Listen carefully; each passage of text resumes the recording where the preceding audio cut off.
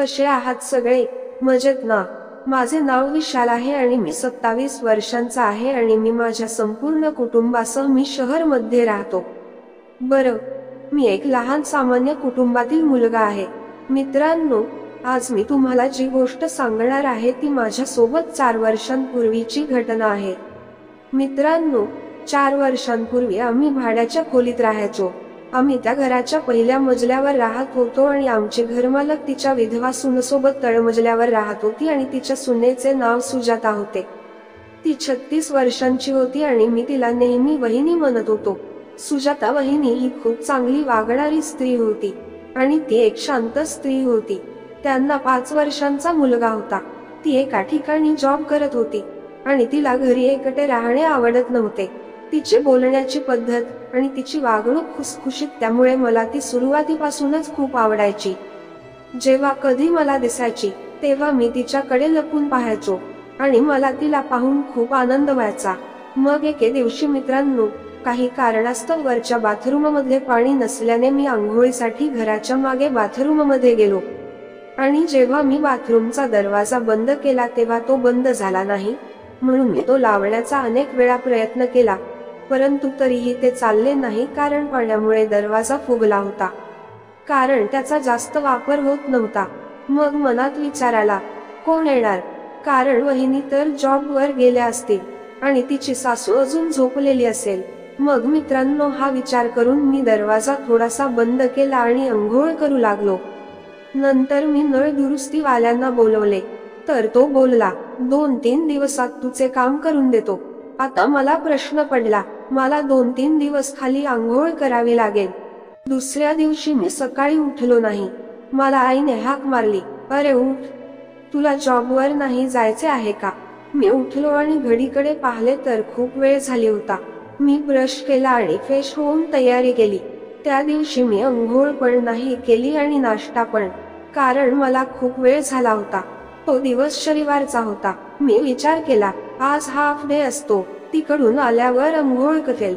मी जॉबवरून दुपारी आलो आणि खाली आंघोळ करायला गेलो. मी दार टेकून अंघोळ करत होतो आणि अचानक वहिनी आल्या. माझ्या लक्षात पण नाही आले की आज शनिवार असल्यामुळे वहिनीचा पण हाफ डे असतो. त्यांनी मला बघितले आणि निघून गेल्या.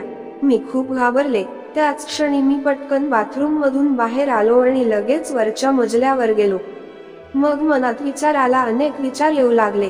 तरीही मी त्या दिवशी इकडे तिकडे फिरत राहिलो आणि मी विचार करू लागलो की ती आली तर मी तिला माफी मागेन. काही वेळाने तिचा मुलगा बोलावायला आले. त्याने मला सांगितले की मम्मी तुम्हाला बोलत आहेत. मी खाली गेलो तर वहिनीच्या सासू बाहेर गेल्या होत्या. मी हिम्मत करून वहिनीच्या खोलीत गेलो. ती मोबाईलवर काहीतरी करत होती आणि मी त्यावेळी तिच्या मागे उभा होतो आणि आता माझ्याकडे न बघता तिने मला इथे तिच्याकडे यायला सांगितले.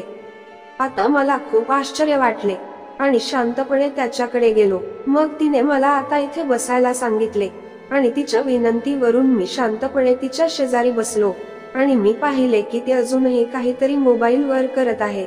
आणि मग ती माझ्याकडे न पाहता म्हणाली, तुला समजत नाही का की दार लावून अंघोळ करायची असते?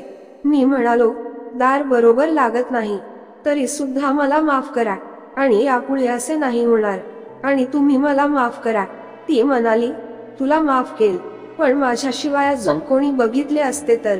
आणि ती हसली तर मला समजले नाही वहिनीच्या मनात काय सुरू आहे तर. नंतर मी आपल्या घरी आलो. दुसऱ्या दिवशी रविवार होता. आईने इडली आणि डोसा बनवला होता. आई म्हणाली, जा खाली देऊन ये.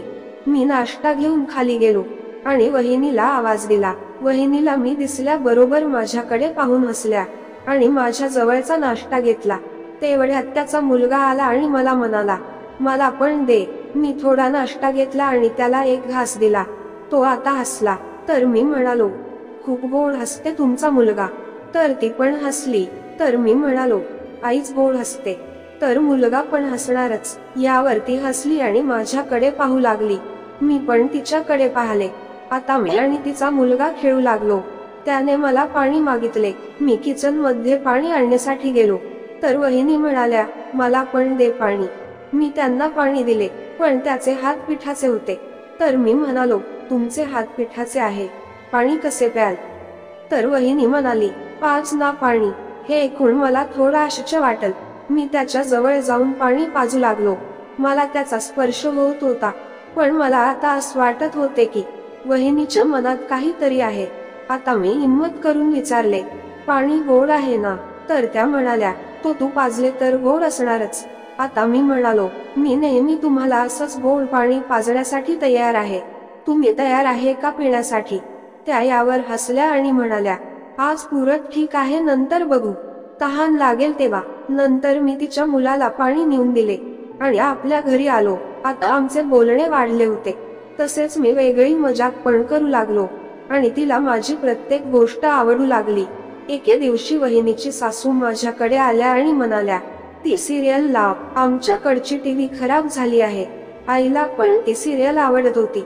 त्या दोघी ते पाहू लागल्या. मी थोड्या वेळाने खाली आलो तर वहिनीचा मुलगा झोपला होता आणि ती सोफ्यावर बसली होती. मी पण सोफ्यावर जाऊन बसलो. तिने माझ्याकडे पाहिले आणि हसली. मी म्हणालो, काय करता वहिनी, बोर नाही होत का तुम्हाला? ती म्हणाली, होते ना बोर, पण काय करणार आहे?